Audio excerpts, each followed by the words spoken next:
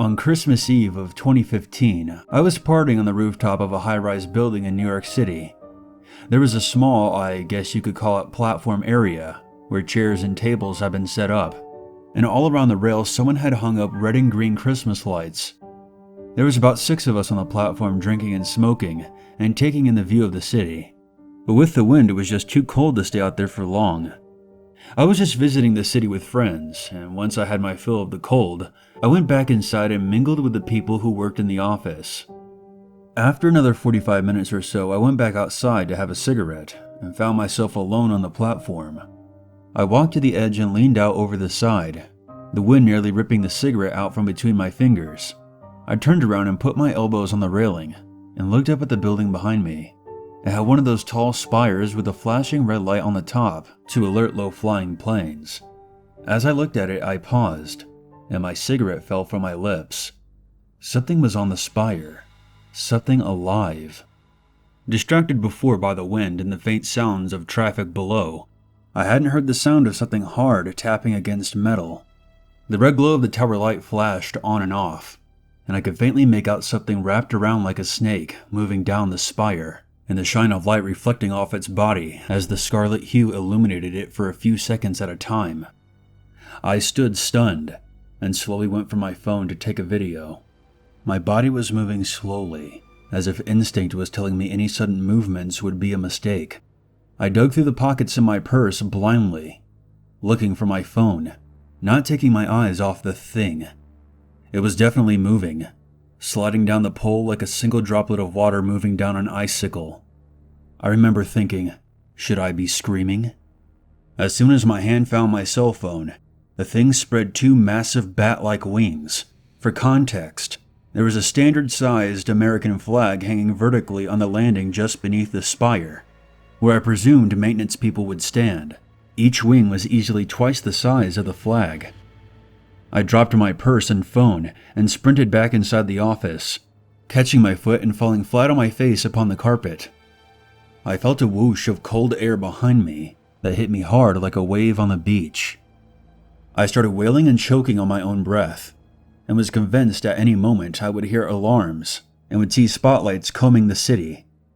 I mean, I couldn't have been the only one to have seen it. This was New York City, one of the most densely populated areas in the country. I screamed for someone to call the cops and started frantically changing the channels on the TV, convinced that Anderson Cooper or somebody was going to make a breaking announcement about some creature flying through the skies above New York. But there was nothing. A dozen people tried to calm me down, and I sobbed and told them that there had been something outside, something that had wings.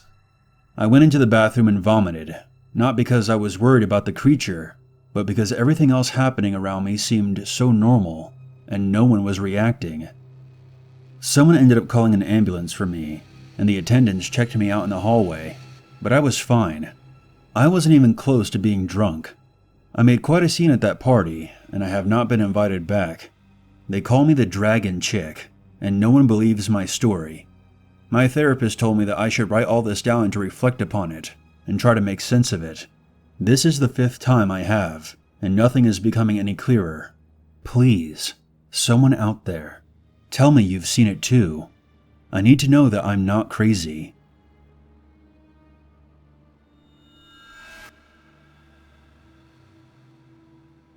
On Christmas Eve in 1989, I was traveling through Mexico City in my boyfriend's car. He was driving and I was navigating. There were Christmas decorations up along the streets and most of the traffic was moving at a snail's pace, taking care not to hit the dense pockets of people walking up and down the street. We were in a hurry though, so my boyfriend turned off one of the main roads and we cut down a side street to avoid the congestion. We made a few more turns and suddenly stopped when we realized we didn't have a clue where we were. I opened the map while my boyfriend put the car in park and lit up a cigarette. I was tracing our route on the map to backtrack us when something struck our car hard on the front side right next to me. I caught a glimpse of a figure slam into our windshield and bounce forward off the car. I cried out in shock while my boyfriend stuffed his cigarette in the ashtray and stepped out of the car. This is where the experience became strange. I've never shared this before with anyone other than my closest friends and family who I trust. While my boyfriend was climbing out of the car, I saw the figure who struck us stand up awkwardly, holding his head and limp across the street.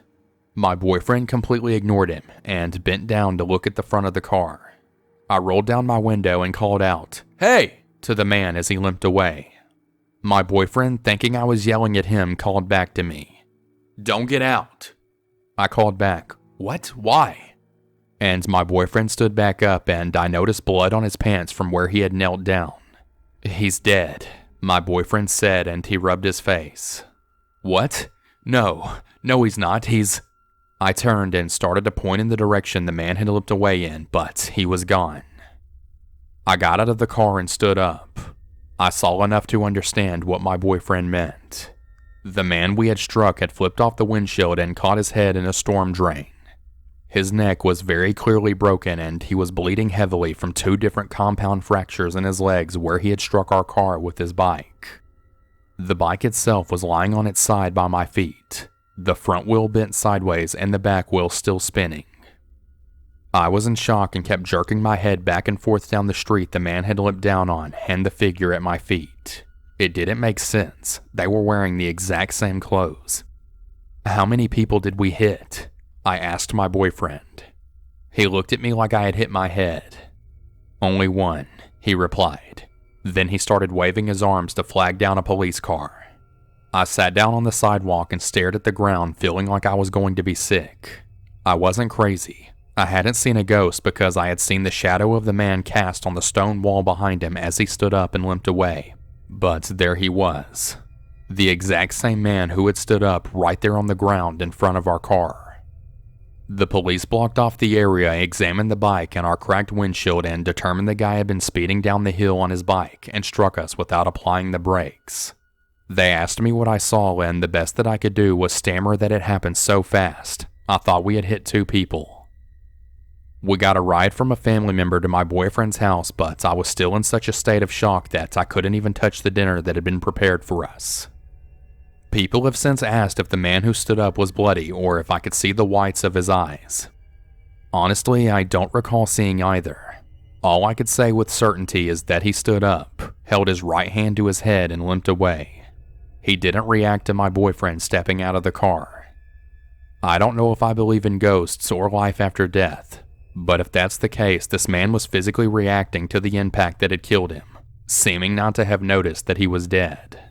Occasionally I dream about that night and that impact, but in the dream I never see the man stand back up. I see a bright flash of light and then nothing. No details of the man himself after the hit. I never even found out the man's name. It was the worst Christmas of my life.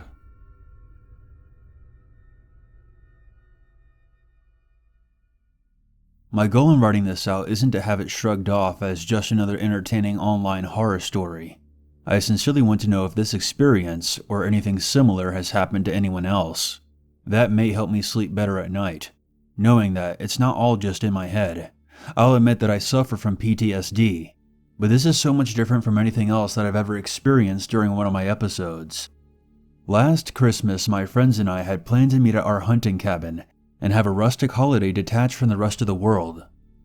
We were planning on just lighting a fire, having some drinks, listening to some music, and playing some cards. I arrived at the cabin first, just as the sun was starting to set. The cabin was set alone on the top of a rocky slope overlooking the highway, so I turned on all the lights so it could be seen from the road. I got the fire going and threw the beer into the icebox to chill. It had snowed the night before, so after I warmed up the cabin, I went outside and shoveled some openings by the driveway for the cars to park in.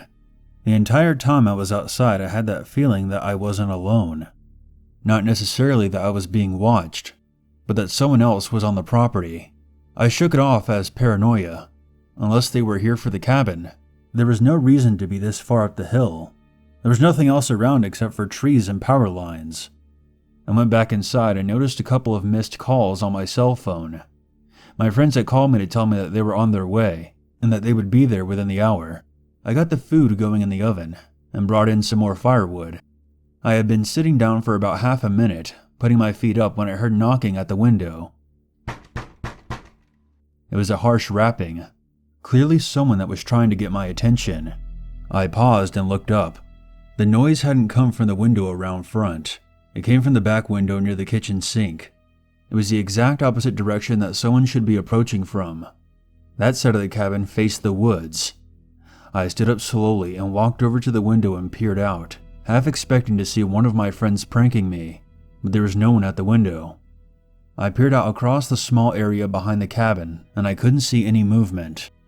I walked over to the back door and opened it, shining a flashlight out into the misty gloom, and by the trees, I noticed an outline of a figure. I called out, "Hey!" and took 4 steps out into the snow when I stopped. The crunching of the snow beneath my feet was as loud as fireworks, and I glanced down at the tracks I made leading away from the front door. Then I slowly turned the flashlight beam over to the spot beneath the kitchen window. There was no tracks at all. For about 10 seconds I just stood there, looking back and forth between the trees and the window. I then turned around and marched back inside, slamming the door behind me. I set the flashlight down, furious with myself, convinced I was having another episode, sensing danger where there was none, being distracted by stray shadows and sounds. I sat back down in the chair by the fire as another rapping sound came from the front door. I heaved a sigh of relief, presuming that some of my friends had arrived. I stood up and opened the door. There was nothing. None of my friends were at the door. No cars parked in the yard. No footprints in the snow. I felt a cold sensation sink into the pit of my stomach that had nothing to do with the weather. Someone was out there, taunting me, distracting me maybe, keeping my attention away from the other side of the house. I was suddenly convinced that someone was trying to break in. I grabbed my sidearm from my bag and picked up the flashlight again, and I searched both bedrooms, the bathroom, and the small closet where the water heater was kept, clearing any place where anyone could be hiding, making sure all the windows were locked. As I moved back into the living room, I glanced out the side window and saw the shadow of an adult man, maybe 5'7", cast itself across the front lawn by the glow of the porch light. I had him now. I flung open the front door and pointed my weapon. But again, there was nothing. No figure, not a whisper of movement, and no footprints in the snow. I held my ground. I wasn't crazy. That hadn't been the shadow of a tree. It had been a person. Head, neck, shoulders, and torso. I knew it had been. I scanned the yard with my flashlight, going over every inch. No footprints except for my own. The back door then slammed behind me. It didn't shutter. It didn't swing shut. It slammed. I spun around and nearly fired off a shot. I then sprinted to the back door, flung it open, and aimed, only to be greeted by the single set of footprints I had made before. I shut both doors and locked them, shut off all the lights until the place was only illuminated by the fire. I put my gun in the filing cabinet, locked it, then dropped the key in a jar. I sat there by the firelight for another 25 minutes, listening to pounding noises from various windows from across the cabin, forcing myself to ignore them and remain calm. I didn't catch a glimpse of any other shadows from outside, but I wasn't really looking. I saw the headlights of my friend's car pull in. I stood up, turned all the lights back on, and greeted them at the door, as if nothing was wrong. For the rest of the night I drank with my friends, and kept a smile on my face, not giving any indication that anything was wrong. We decorated a mini tree and played cards and had fun. That night I slept on the couch and ignored the sound of footsteps walking across the roof. Now I would have dismissed all of this as just being in my head, and I wouldn't have taken the time to write it down and share it with you if it wasn't for what happened the next morning. I was making coffee, and my buddy came back inside after having a morning cigarette. His wife calls out to him from the bedroom and asked him if he saw anything. I asked what they were talking about, and he replied, "We heard the sounds of footsteps on the roof last night, but there were no footprints up there through the snow."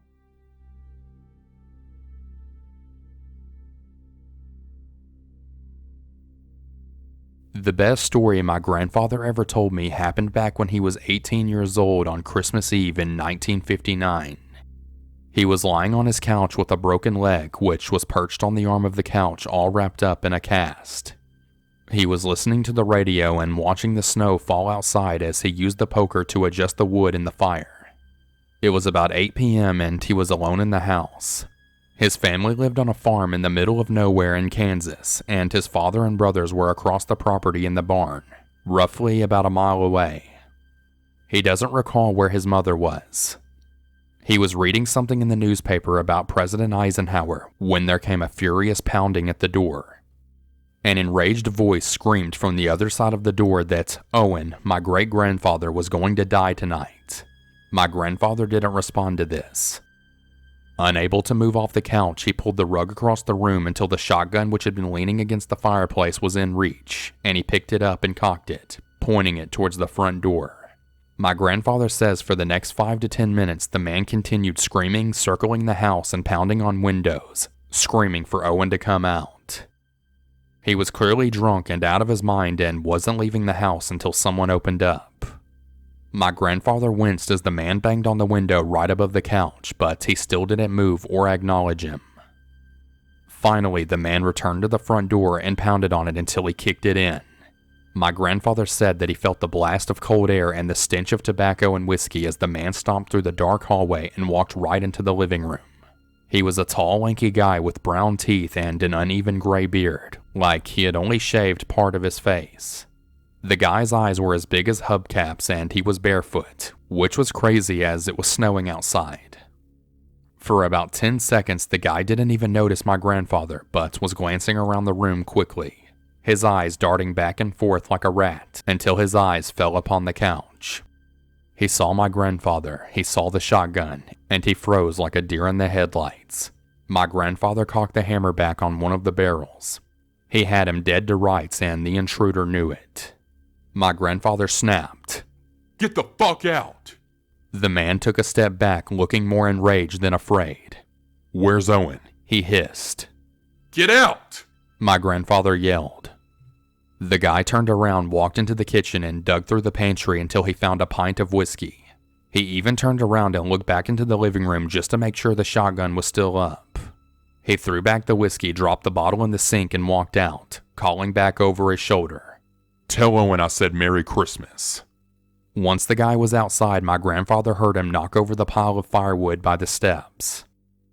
After another minute, he smelled smoke and realized the guy had set fire to the pile, likely intending to burn the house down. My grandfather hobbled over awkwardly, shotgun still up, barely able to hold it straight on his bad leg, and peered outside. The guy was gone, but there was so much snow around the fire and so much icy wind assaulting it that the fire was already nearly out.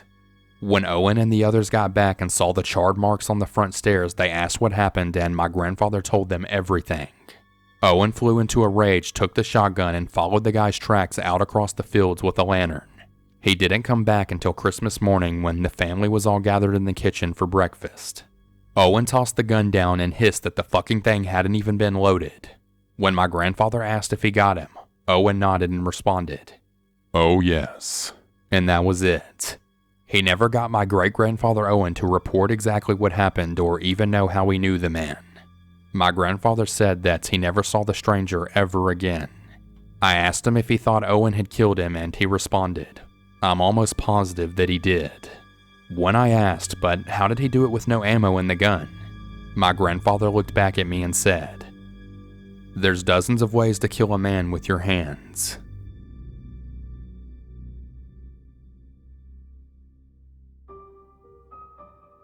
Hey, what's happening everyone? Uncle Unit here. I just wanted to take a second before the video ends and just thank everyone for stopping by and checking out the video. I also wanted to give a huge shout out to my friend Southern Cannibal for helping me out. For those of you who don't really keep tabs on what's going on in the horror community, for a while YouTube was demonetizing horror channels left and right, and Southern Cannibal was one of the first channels to experience this. I think it happened around 6 months ago, and I'm happy to say that most of the channels that got affected by this now have their ads back. And I'm really happy to see that Southern Cannibal is back on the ball again. He's uploading more videos now. He is an excellent storyteller. I consider him to be a very good friend of mine. He's a really cool guy. Please check out his channel when you get a chance.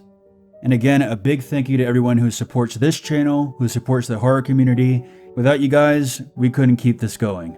I hope everyone has a very happy holiday, and I will see all of you in the next video. But you guys have to remember one thing from me. I want you to remember this when you're opening up presents, when you're sitting around a table eating dinner with your family, when your parents tell you to take down the trash, when you're up at night staring at your cell phone screen, and that is to always, never forget. There's always